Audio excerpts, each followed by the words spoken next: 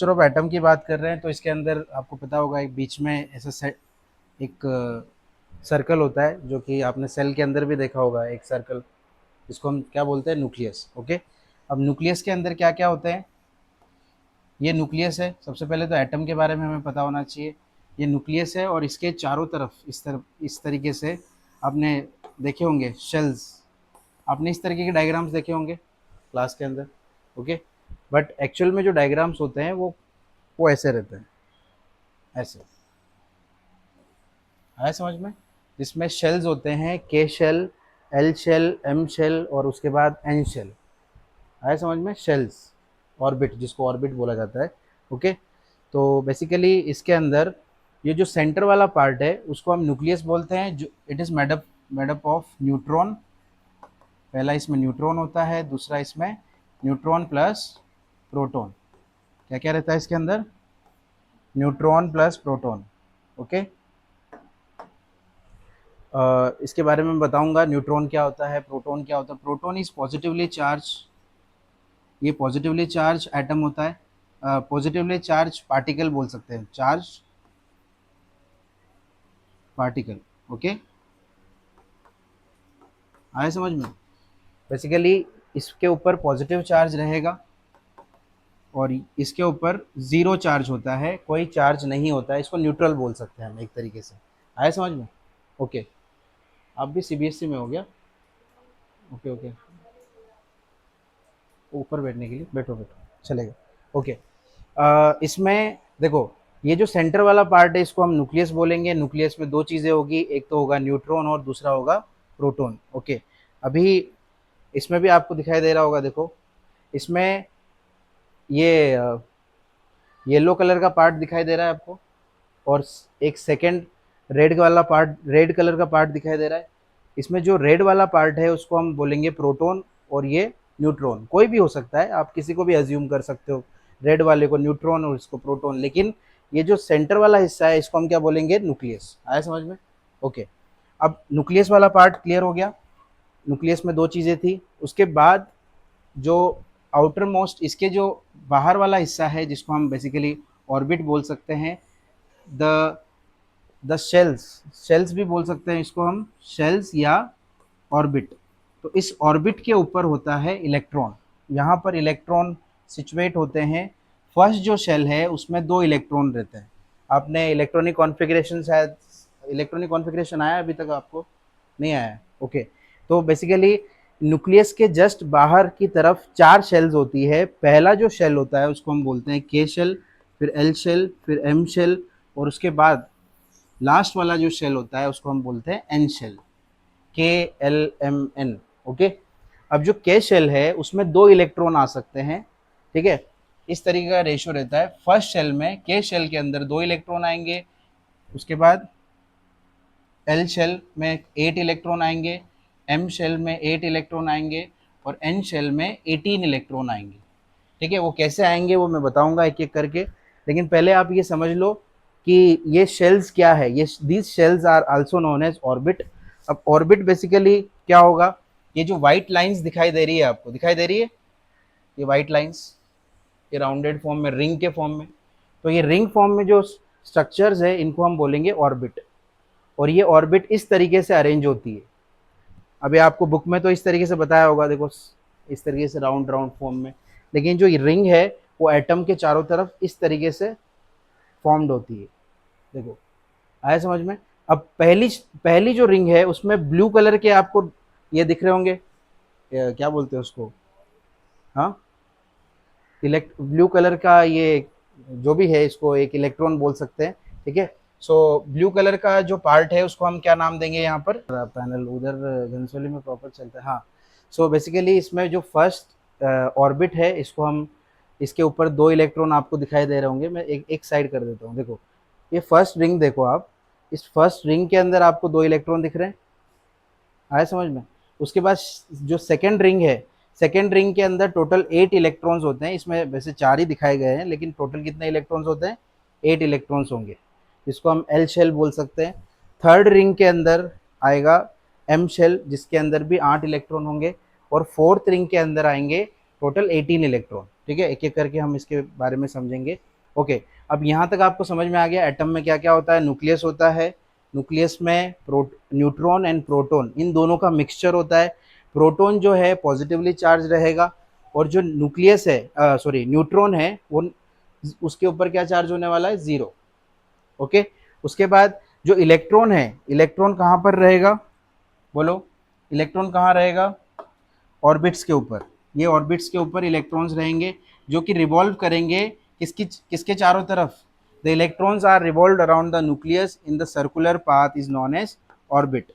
जो इलेक्ट्रॉन्स है वो इस सर्कुलर पाथ में रिवॉल्व करता है, ठीक है, इट इज कॉल्ड ऑर्बिट। उसको हम क्या बोलते हैं, उस सर्कुलर पाथ को हमने नाम दिया है ऑर्बिट। ओके, सो ये जो ग्रीन सॉरी रेड कलर में जो आपको दिखाई दे रहे हैं वो क्या है, इलेक्ट्रॉन, और इन इलेक्ट्रॉन का चार्ज होता है नेगेटिव।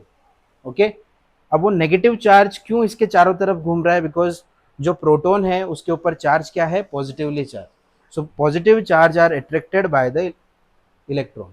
ओके, और ऐसा बोल सकते हैं the electron is attracted by this nucleus, ठीक है। और यहाँ पर इनके बीच के, ये जो बीच का जो स्पेस है उस स्पेस के अंदर कौन सा फोर्स होता है, उसको हम बोलते हैं इलेक्ट्रोस्टैटिक। आपने सुना होगा, इलेक्ट्रोस्टैटिक फोर्स ऑफ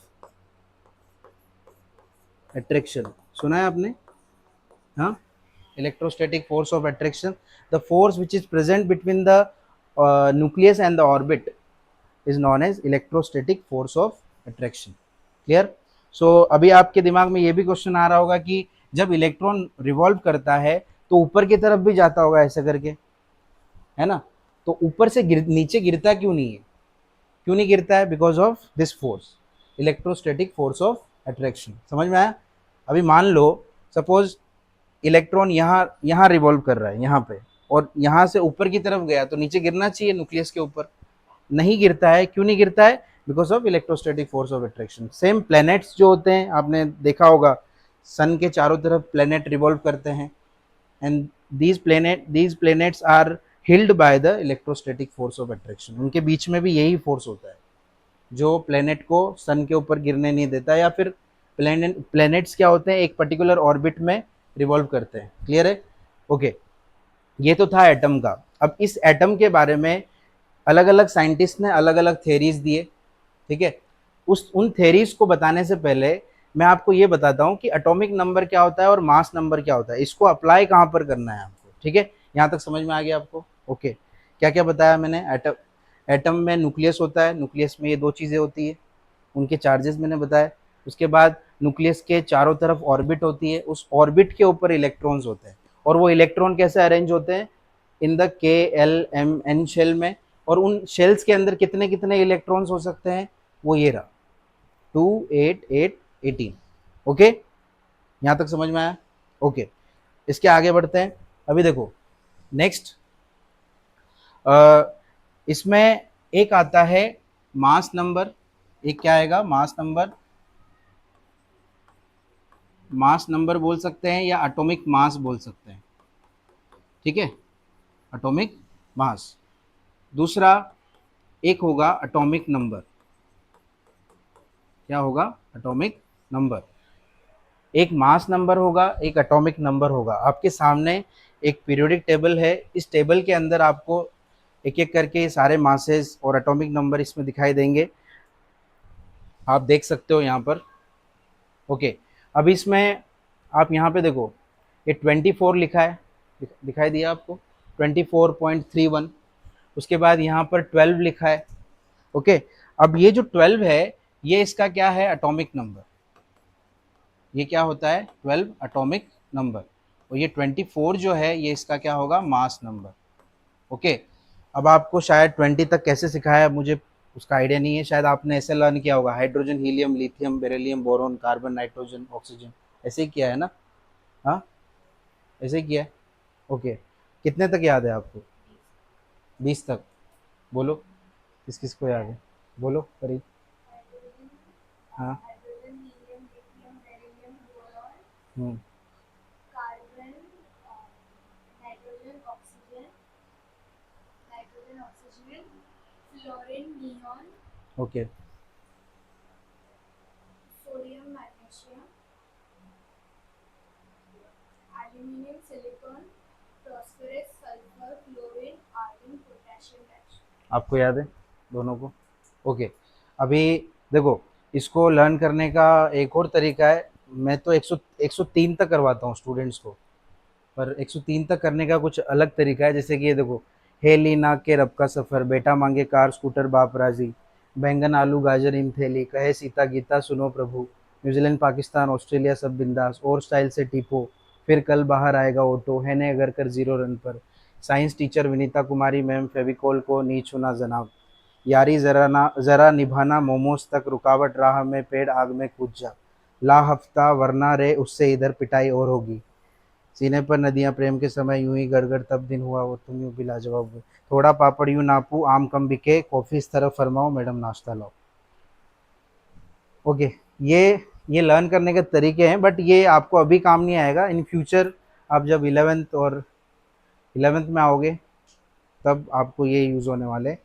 अभी तो आपने लिमिटेड भी किया तो भी चलेगा, लेकिन जिसको नहीं आता है तो आप ऐसे कर सकते हो, हेलीना, बेटा मांगे, उसके बाद बैंगन आलू, ऐसे दो दो वर्ड तो याद रख सकते हो ना। एक बैंगन आलू याद रख लो, फिर है बेटा मांगे याद रख लो, एक बेटा मांगे वर्ड तो याद रख सकते हो आप। ओके। इससे फायदा क्या होगा मैं बताता हूँ। अब जैसे परी को मान लो 20 तक याद है ऐसे सीक्वेंस में, पर परी को मैं पूछूंगा कि वैलेंसी बताओ इन सब की, तो वो नहीं बता पाएगी। नहीं बता पाओगे, डायरेक्ट बता पाओगे, लेकिन आप बता पाओगे। क्यों? मैं बताता हूँ इसका रीज़न। अभी जैसे मान लो आपने इस टेबल के थ्रू ऐसे किया, मैं एक एक करके सारे टॉपिक को कनेक्ट करूँगा कि मैं ऐसा क्यों बोल रहा हूँ। अभी जैसे जैसे मान लो आपने हेली ना किया फॉर एग्जाम्पल, अब इसमें इनके जो क्या बोलते हैं, आउटर मोस्ट शेल इलेक्ट्रॉन्स होते हैं, वो कैसे रहते हैं देखो। इसका वन, एक मिनट, इन सब की वैलेंसी होती है +1। इन सब की वैलेंसी क्या होती है? +1। अब आपको पता है हेलिना एक ही ग्रुप में आ रहा है, तो इसकी इन तीनों की वैलेंसी क्या होगी?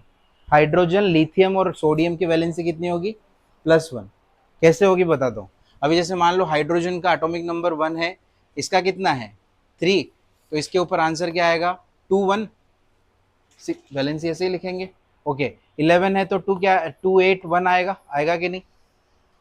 11 के लिए क्या लिखते हैं? 2 8 1। तो आउटर मोस्ट शेल के हिसाब से ही वैलेंसी डिसाइड की जाती है ना। नहीं समझे आप? और इनके आउटर मोस्ट शेल में कितने कितने इलेक्ट्रॉन है? इसके भी 1 है, इसके भी। आउटर मोस्ट शेल मतलब बाहर की तरफ, जो सबसे बाहरी शेल है उसमें कितने इलेक्ट्रॉन्स है? इसमें भी 1 है लास्ट में। लास्ट लास्ट वाली शेल देखो, इसमें 1, इसमें भी 1 और इसमें भी 1, तो इनकी वैलेंसी क्या होगी? +1। ओके। अब इसका देखो, 4 है तो ये क्या होगा? 2 2, 4 के लिए। और 12 है तो क्या होगा? 2 8 2। लास्ट लास्ट में क्या आ रहा है बोलो? 2 2, तो इसकी वैलेंसी क्या होगी? +2। लेकिन अगर आपने ऐसे लर्न किया hydrogen, helium, lithium, beryllium, boron, तो आपको वो वैलेंसी उतना अच्छे तरीके से इमीडिएटली आप उसको कैच नहीं कर पाओगे, कुछ मिस्टेक भी कर सकते हो। पर आप ऐसे करोगे हेलिना, मतलब हेलिना वालों का वैलेंसी कितना होगा? +1। बेटा मांगे +2, बैंगन आलू +3। ओके। बैंगन आलू वालों का +3, कहे सीता +4। ओके।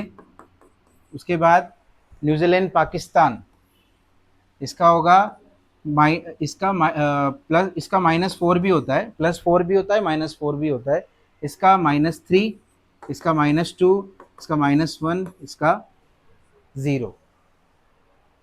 ठीक है। अब इसमें न्यूजीलैंड पाकिस्तान, और स्टाइल, फिर कल, है ने अगर, तो आप ऐसे एक एक दो दो वर्ड्स के सेंटेंस याद रखो बस। वो वर्ड्स मैं लिख के दे दूंगा आपको कैसे लर्न करना है। ठीक है। इससे बहुत सारे फायदे हैं, सिर्फ यही नहीं, वैलेंसी का ही नहीं। अब आप वैलेंसी अब खुद से भी निकालोगे तो भी यही आंसर आने वाला है। जैसे मान लो आपने एल्यूमिनियम का निकाला, एल्यूमिनियम का क्या होगा बोलो? 283 होगा। आउटर मोस्ट में क्या आ रहा है? 3 आ रहा है, तो वैलेंसी क्या होनी चाहिए? 3। अब आप ये सोच रहे होंगे सर आप ये निकाल कैसे रहे हो, 3 2, ये कैसे, मतलब इसके लिए +4 कैसे निकाला, ये सब तो उसके बारे में मैं आपको बताऊंगा। इसके पीछे साइंस क्या है वो सब कुछ हम एक समझेंगे। बट पहले हम जिस टॉपिक पे थे उस पे आ जाते हैं, एटॉमिक नंबर और मास नंबर की बात। ठीक है, उसके बाद फिर मैं ये वाला टॉपिक कवर करूँगा। ओके, नेक्स्ट हम हम क्या डिस्कस कर रहे थे, एटॉमिक नंबर और मास नंबर। अब इसमें एटॉमिक नंबर कितना है 12 और मास नंबर कितना है इसका 24, ऑलमोस्ट डबल है। ओके, तो हमें क्या यहाँ पे डिस्कस करना है कि अगर हम मैग्नीशियम का यहाँ पर मास नंबर लेंगे तो वो होगा 24। ओके, मैं किसकी बात कर रहा हूँ, मैग्नीशियम का Mg। ओके, एटॉमिक नंबर अगर मैं लेता हूँ तो उसका हो जाएगा 12, मैग्नीशियम का होगा 12। ओके, अब मुझे एक बात बताओ, इसमें और इसमें कितना डिफरेंस है, अगर माइनस करेंगे तो कितना आएगा, कितना आएगा 12 आएगा। ओके, तो एटॉमिक मास का फॉर्मूला होता है, atomic mass is the mass of nucleus. अब मुझे बताओ, मैंने अभी आपको समझाया था, आपको समझ में भी आया होगा न्यूक्लियस के अंदर क्या क्या चीज़ें थी, आपने डायग्राम में देखा था क्या क्या था।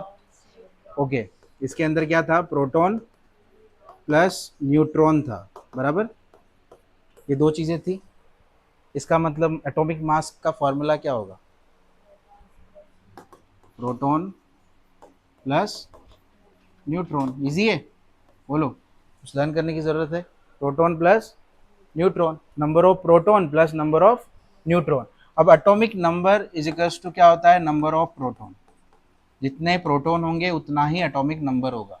तो क्या मैं इसकी इस प्रोटॉन की जगह क्या लिख सकता हूँ, एटॉमिक नंबर भी लिख सकता हूँ ब्रैकेट में, जितने नंबर, जितने एटॉमिक नंबर उतना ही उसका नंबर ऑफ प्रोटॉन।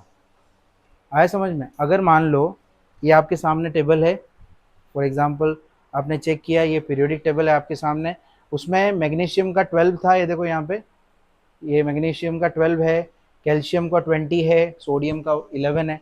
तो ये 11 और ये 12 जो भी नंबर्स लिखे हुए हैं ये सारे नंबर ऑफ प्रोटॉन है। क्या है, नंबर ऑफ प्रोटॉन्स। समझ में आया। तो जो 12 है वो उसका क्या है, नंबर ऑफ प्रोटॉन, या उसको हम एटॉमिक नंबर भी बोल सकते हैं। क्लियर। तो फॉर्मूला बना ले अभी। ओके, देखो formula, atomic mass is equals to क्या होगा, हाँ, नंबर ऑफ प्रोटॉन, या क्या लिख सकते हैं, एटॉमिक नंबर, है ना, प्लस नंबर ऑफ न्यूट्रॉन, ये भी लिख सकते हैं।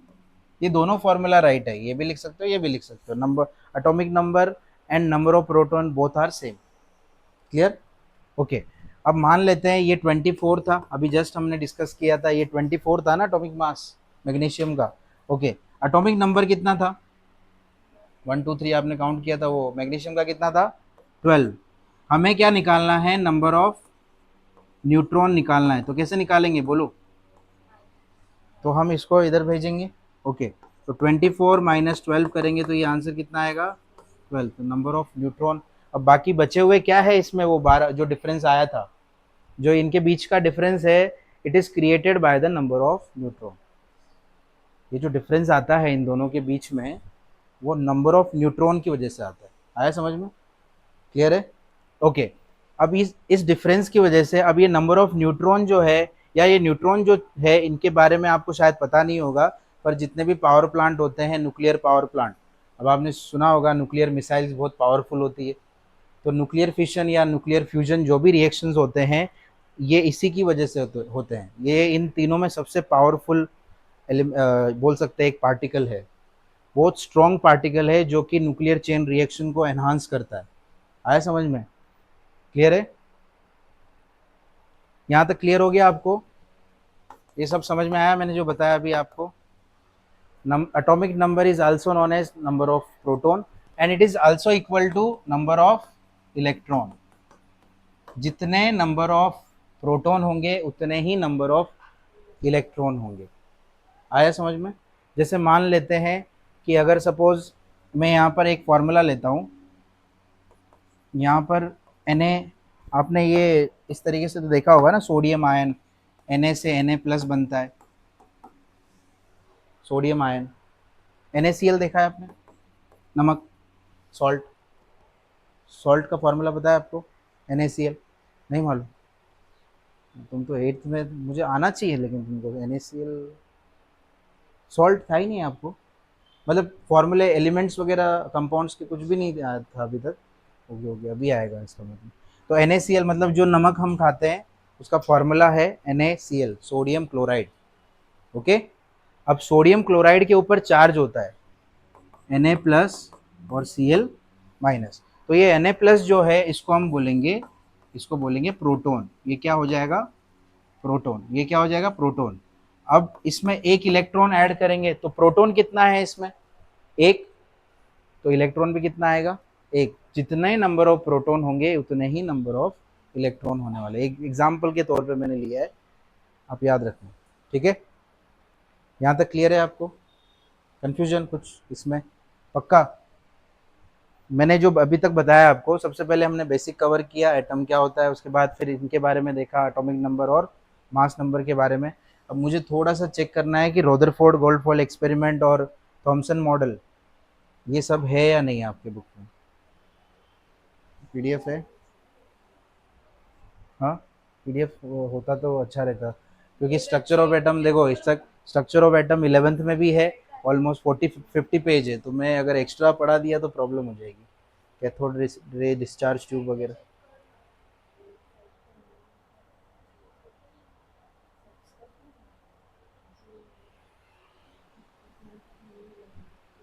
आपने स्कूल में क्या क्या पढ़ा है, मतलब इसके बारे में, और क्या क्या किया है?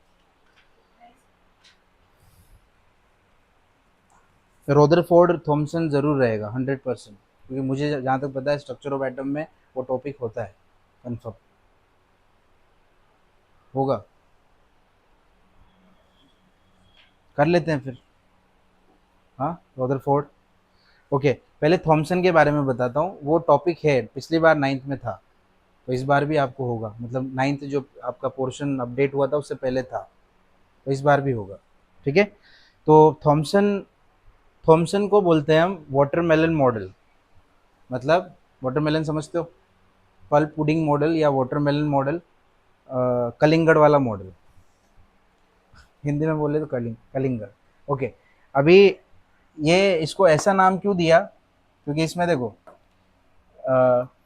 थॉमसन ने क्या बताया कलिंगड़ खाते खाते? उसने बताया कि ये जो एटम है वो एक स्फीयर के जैसा है, और उसके अंदर बीज फिक्स है, मतलब एम्बल्डेड है। एम्बल्डेड का मतलब उसके अंदर घुसे हुए हैं बीच बीच में, ऐसे। आए समझ में? तो क्या बोल सकते हैं इंग्लिश में इसका स्टेटमेंट क्या है? The atom is a whole sphere, the seeds, the black seeds is nothing but the electrons are embedded into this atom। आया समझ में? या into this sphere। ये जो होल स्फीयर है, इसको एक एटम का नाम दिया उसने। जो वो आपने देखा होगा वाटरमेलन कैसा होता है, बाहर से ग्रीन रहता है और अंदर से रेड रहता है, रेड वाला हिस्सा, और फिर बीच बीच में वो ब्लैक कलर के सीड्स होते हैं उसमें। तो उन सीड्स को उसने क्या नाम दिया? उन सीड्स को उसने नाम दिया इलेक्ट्रॉन्स। आया समझ में? लेकिन हमने जो थ्योरी पढ़ी है वो थ्योरी बिल्कुल अलग है। हमने जो इसके पहले हमने किया था, याद है आपको? इसमें बीच में न्यूक्लियस था, है ना? उसके बाद फिर ऑर्बिट था, फिर इलेक्ट्रॉन्स थे। लेकिन जो थॉमसन मॉडल है, उस थॉमसन मॉडल के अंदर उसने स्फीयर बताया एटम को, और जो सीड्स है वो उसके अंदर एम्बल्डेड है, मतलब उसके अंदर फिक्स है। आया समझ में? तो क्या लिख सकते हैं? Atom is a whole sphere and electrons are embedded into it. समझ में आया? Atom is a whole sphere and electrons are embedded into it. इसने एक लाइन और बताई थी कि जो the mass of the atom is spread all over the sphere. जो